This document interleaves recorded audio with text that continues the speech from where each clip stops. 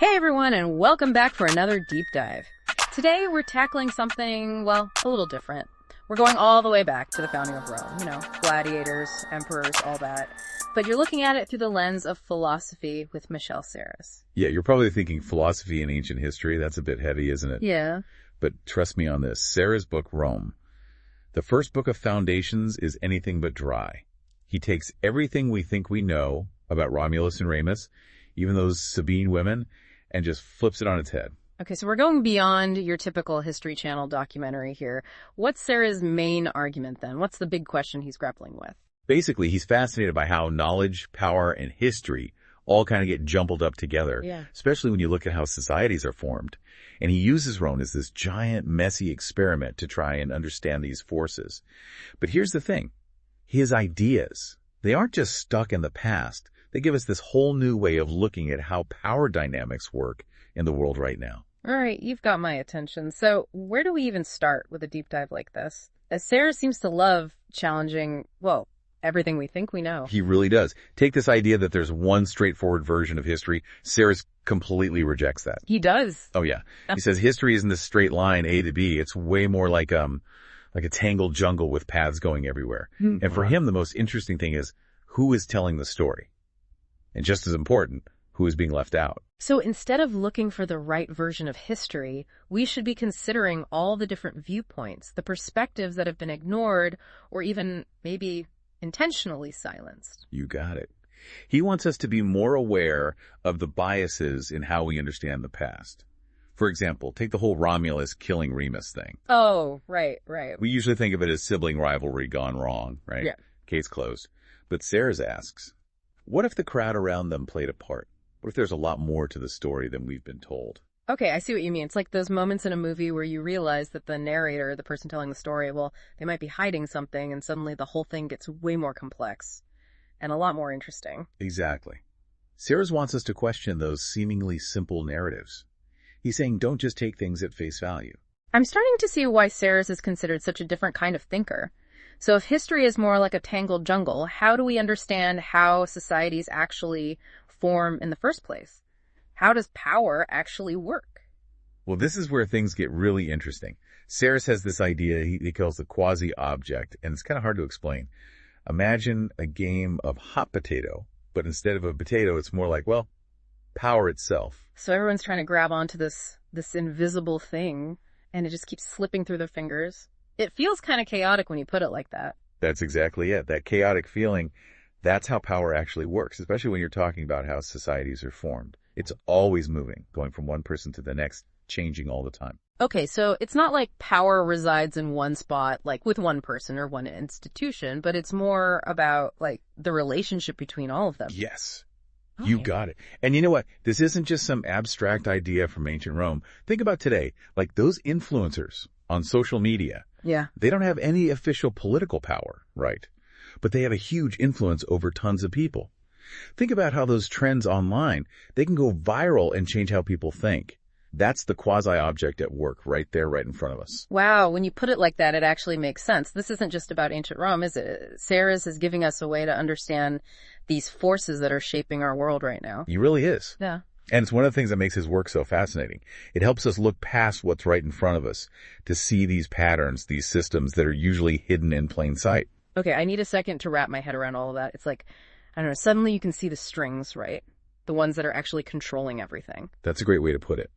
Serres really helps us see those hidden mechanisms, the ones that are really driving things. So how does all this connect back to Rome, to its founding, and those stories we think we know so well? Okay, well, let's take another one of those familiar stories, like the tale of the Sabine women. Right. The Romans needed wives, so they just kind of took them from their neighbors. Oh, yeah. Talk about a first date gone wrong. It's usually presented as this romantic abduction story, right? With everyone eventually, making up in the end. But something tells me Serres has a different take. You're right. Serres dives into this Latin word, hostis. And it's a weird one. It can mean guest or enemy. Wait, seriously? That's kind of wild, isn't it? You never know if you should be setting an extra place at the table or running for the hills. Exactly. And that ambiguity, that's the key for Serres. He's saying that for the Romans, the line between hospitality and hostility wasn't always clear. It all depended on who had the power and, well, the situation itself. So the Sabine women, they were guests, hostages. I guess it all depends on, like, who you ask. Exactly. Serres wants us to look past those simple categories we try to put on things. And this idea, this blurring of boundaries, it's not just ancient history either. Oh, I bet you're going to tell me it's happening right now, aren't you? This whole guest versus enemy thing. Think about how complicated things are between different countries. One day they're trading partners, the next they're practically at war with each other. Or even just personally, how many times have you totally misread someone? Thinking they were a friend, but actually, maybe not so much. Oh, all the time. I guess that whole hostess problem is still with us. So how does this tie back to the founding of Rome? This is where Serres throws us a real curveball. He brings up this concept called the excluded middle. The excluded middle. Okay, I've got to be honest, I had no idea what that means. So, in logic, the excluded middle is this principle where something is either true or false, right? A or B, no in between. Okay, I get that. It's like black and white thinking, but you're saying Rome was different? Totally. Serres says that Rome actually embraced the opposite, what he calls the included middle, that messy space where contradictions can exist together. Remember, Rome was this blend of cultures built by immigrants and refugees, even outcasts. It's like they're saying, come as you are, all baggage included. Exactly. And this idea, embracing the gray areas, it wasn't just some coincidence. It was built into Roman society from the very beginning. So how do we know that? How does Serres back that up? Well, he talks about the lectisternium, this really fascinating Roman ritual. Imagine this. During a plague, the Romans would set places for their gods, but not just in temples. No. In their homes, on the streets, everywhere. They were literally treating statues like they were important guests. Wow. Okay, that's next level. It's like they were saying that the divine, the sacred, it was everywhere, even when things were falling apart. That's exactly it. That's Serres' whole point. This blurring of boundaries, embracing the included middle. It wasn't just some weird Roman thing. He's arguing that it's one of the reasons why Rome was so resilient, so adaptable.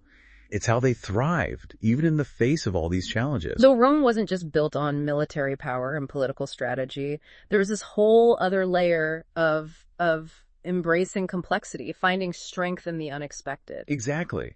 Think about how relevant that is today.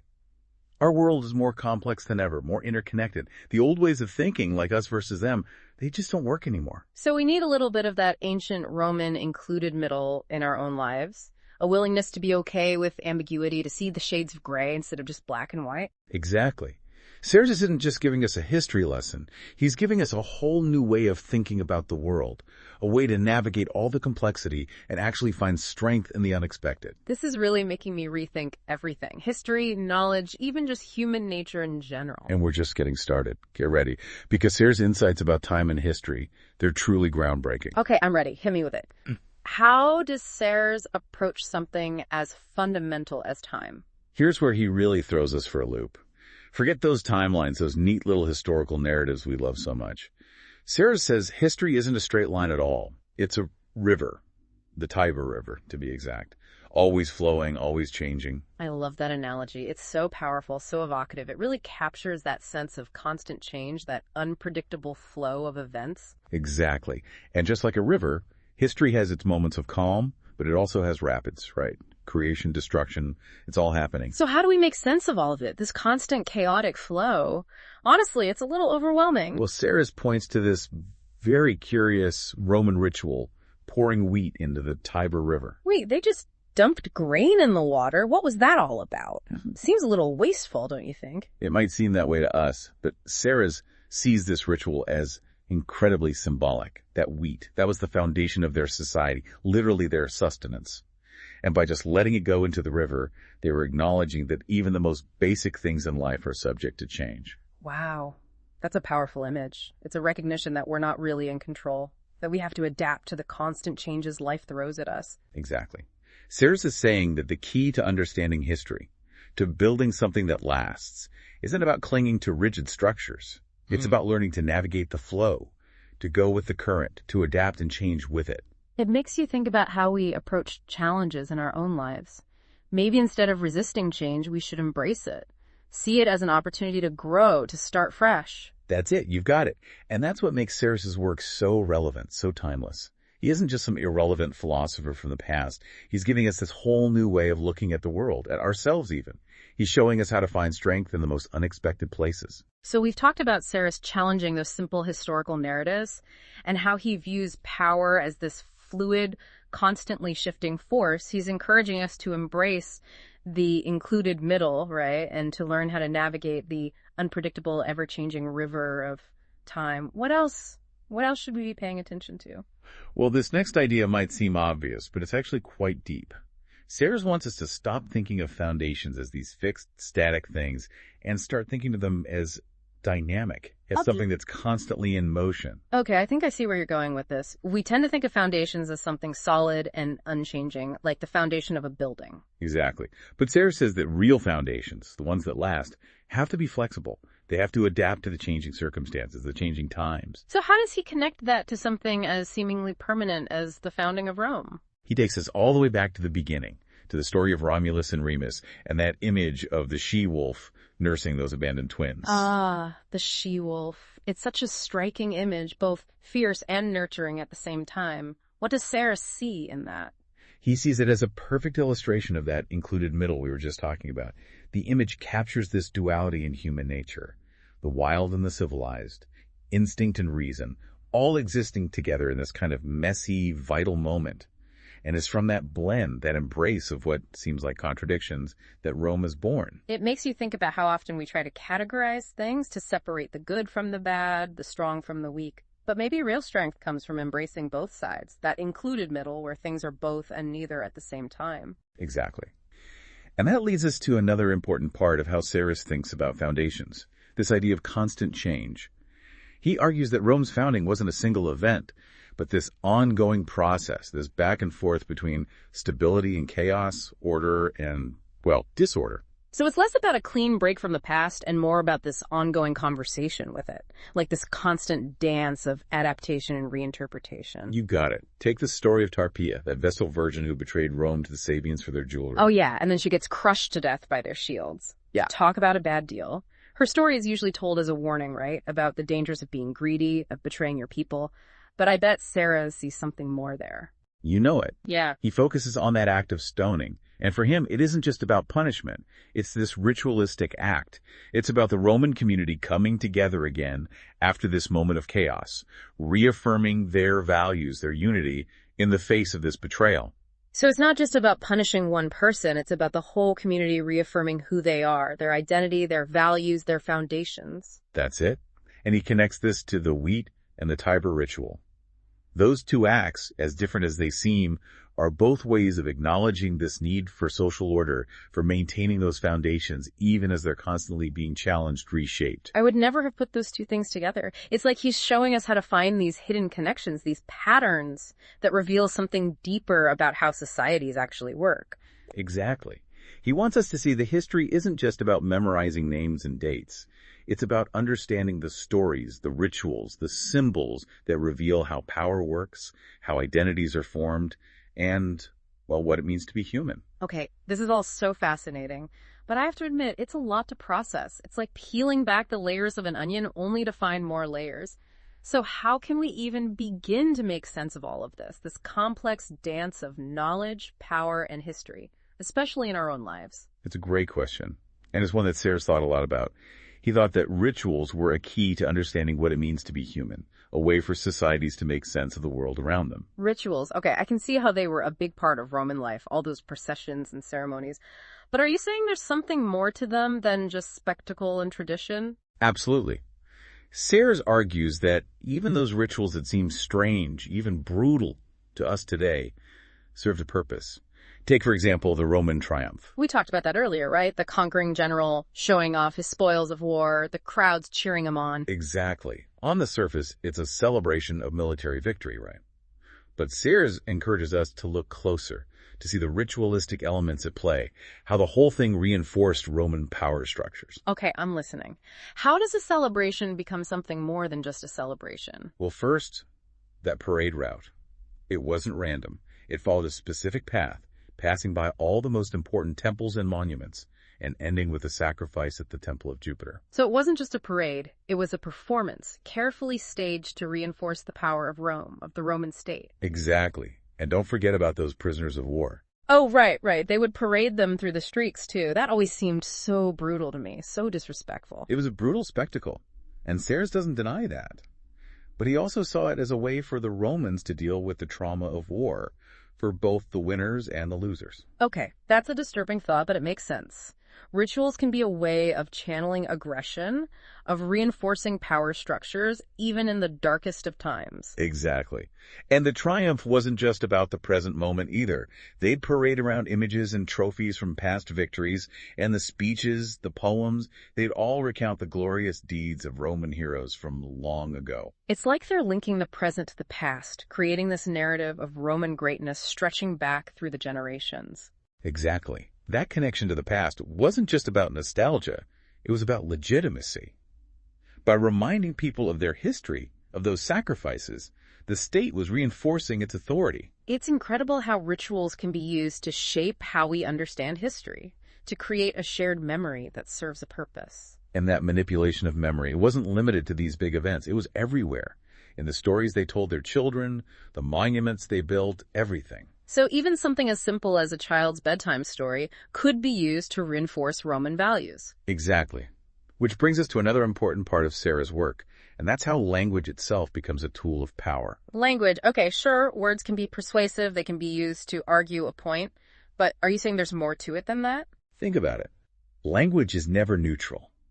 The words we use, they reflect the values of the people who use them, the people in power. And for Serres, no one understood this better than the Romans. They were masters of rhetoric, and they used language to build one of the most influential civilizations in history. So it's not just about what you say, but who gets to say it and how they say it. Exactly. And no institution understood this better than the Roman Senate. The Senate, weren't they the real power players in Roman society? They were. But their power wasn't just about politics or military strength. It was their mastery of language. These guys were persuasive. They knew how to argue, how to sway public opinion. They could shape the course of history with their words. So being a Roman senator, it was like this ultimate training in persuasion and rhetoric. That's a great way to put it. Senators would spend years honing their speaking skills, learning how to craft arguments, how to appeal to emotions. It makes you wonder about those scenes in movies, with the senators arguing and giving these dramatic speeches. Were those even remotely accurate? Maybe, with a bit of dramatic flair added in. But the basic idea is right. For them, language was a weapon, a tool for getting what they wanted. So Serres is telling us to pay attention to the subtle ways language is used to persuade us, right? To influence us, even to manipulate us. Exactly. He wants us to be more critical of the language we hear and read, to be aware of the power dynamics at play, whether it's a news article or a conversation with a friend. It's a good reminder that words have power, and we should always be aware of how they're being used. And it wasn't just about the spoken word. The Romans also knew how to use the written word to their advantage. They documented everything, their laws, their history, and they spread their culture far and wide. Well, look at the Roman alphabet. We still use it today. It's hard to imagine our world without it. It really shows how powerful language is, how it can transcend time and connect people across centuries. But Serres also points out that even something as seemingly basic as an alphabet isn't neutral. The Romans spread their alphabet alongside their language, their values. So even the way we write, the letters we use, they're all shaped by these power dynamics. That's right. And this brings us back to the question that Serres keeps asking. How do we navigate a world where knowledge, power, and language are all tangled up together? It's a big question, and it feels really important right now, don't you think? It's a question that's probably as old as humanity itself. It really does. So how do we even begin to untangle all of this? Where do we even start? Well, Serres points to something the Romans understood really well, this deep connection between nature and culture. He's saying that no matter how much we build, how advanced we get, we're still part of the natural world. We can't escape its rhythms, its rules, even if we try. That makes sense. We like to think we're in control, but we're not really, are we? Yeah. To show us what he means, Serres takes us back to one of those incredible feats of Roman engineering, the aqueducts. The aqueducts. Those things were amazing, weren't they? Bringing fresh water into the heart of Rome from miles away. Talk about humans conquering nature. Right. They were a testament to human ingenuity, our ability to bend the world to our will. But Serres wants us to look beyond the technical achievement. He sees the aqueducts as this really powerful symbol of this complicated relationship we have with the natural world. So it's not just about how they worked, but about what they represented, about Roman ambition, their power. Exactly. Think about it. To build those aqueducts, it took massive resources. Engineering, manpower. It was a way for the Romans to show that they were in control, that they could dominate nature itself. But it's easy to romanticize these things, isn't it? To admire the engineering without thinking about the cost, all that labor, the impact on the environment. Exactly. And that's something Serres wants us to think about. He reminds us that even our greatest achievements, the ones that seem like progress, they always come at a price. Those aqueducts, for all their ingenuity, they also show how humans exploit and disrupt the natural world. It's a good warning for us today, don't you think? We're facing climate change, all these environmental problems. It's easy to forget that even when we try to do good, we can end up doing harm. Absolutely. But Serres isn't just trying to bring us down. He sees something else in those aqueducts, too, something hopeful. He sees them as a metaphor for how knowledge and information flow through society. Okay, now that's interesting. How do aqueducts relate to something like knowledge? Think about it. Just like the aqueducts brought water to Rome, nourishing it, helping it grow, the Romans also built systems for moving information around their vast empire. Roads, messengers, education, all of that. The things that allow ideas to travel from one place to another. Exactly. And Serres sees this flow of information, these connections, as vital to a healthy society, just as important as water. And the Romans, through their ambition, their ingenuity, even their ruthlessness at times, they were masters at using this flow to build one of history's greatest civilizations. It makes you think about all the ways information flows around us today. The internet, social media. It's like we've built these invisible aqueducts connecting people all over the world. That's a great way to put it. They can be used for good, obviously, but also for harm, just like those Roman aqueducts. And that brings us to another one of Serres' big ideas, something he was really fascinated by. How memory shapes our understanding of the world. Memory, okay, I get how personal memories are important. They make us who we are. But you're saying there's more to it than that. Absolutely. For Serres, memory isn't just something personal. It's a shared experience, something we create together. The stories we tell, the monuments we build, the rituals we perform, it all adds up. So it's not just about remembering the past. It's about actively building it, shaping it to fit who we are now, even who we want to be. Exactly. And no one understood this better than the Romans. They were obsessed with their history, with creating these grand narratives of Roman greatness. We've talked about the Forum, the city walls. But what else? What other examples are there of this Roman obsession with shaping memory? Think about all the monuments, the arches, the temples, all those statues of emperors and gods. Yeah. They weren't just decorations. Each one was a statement, a way of saying, this is who we are. This is what matters. It's amazing how these physical objects, even ruins now, can still have this power, this presence. They take you back in time, connect you to something so much bigger than yourself. It's true. And it's not just about monuments. Think about the stories they told each other, the myths. Romulus and Remus, the Sabine women, these weren't just stories. They were foundational myths. They told the Romans who they were, why they were special, why they deserved to rule. So even something as simple as a story, a myth, can be a powerful tool for shaping memory, for influencing how people see the world. Absolutely. And don't forget about their rituals. The Romans were masters of ceremony, and all of those rituals, from the grand to the everyday, they were all designed to connect people to their past, to reinforce their values, to create a shared identity. So when Serres talks about memory, he's not just talking about remembering facts. He's talking about how memory is constructed, used, even weaponized sometimes, to influence the present and the future. Exactly. And if we want to understand the world around us, it's crucial to be aware of how that works, how our memories, both personal and collective, are constantly being shaped and reshaped. Wow, we've covered so much ground today, haven't we? The founding of Rome, those power dynamics, even things like memory and language. It's a lot to take in. So for someone listening to this, what's the most important thing to remember about Serres and his work? I think it's this. Serres wants us to look closer, to question everything, and to never take anything for granted. He's saying that knowledge is never neutral, that power is always at play, and that even the most familiar stories can reveal something new if we're willing to look. It's about learning to see the world as Serres did, right? As this complex system where everything is connected, everything influences everything else. Exactly. And while Serres might focus on ancient Rome, his ideas are incredibly relevant today. Everything he talks about, those power dynamics, the manipulation of information, it's all happening right now, just in different forms. It's a good reminder that the more things change, the more they stay the same. So for our listeners who want to learn more to really dig into this, what do you recommend? Well, Serres' book, Rome, the first book of Foundations, is a great place to start. It's challenging, but it's also incredibly rewarding. You'll never look at ancient Rome or even the world around you the same way again. Well said. And on that note, thanks for joining us for another deep dive. We'll be back soon with more explorations of the big ideas shaping our world.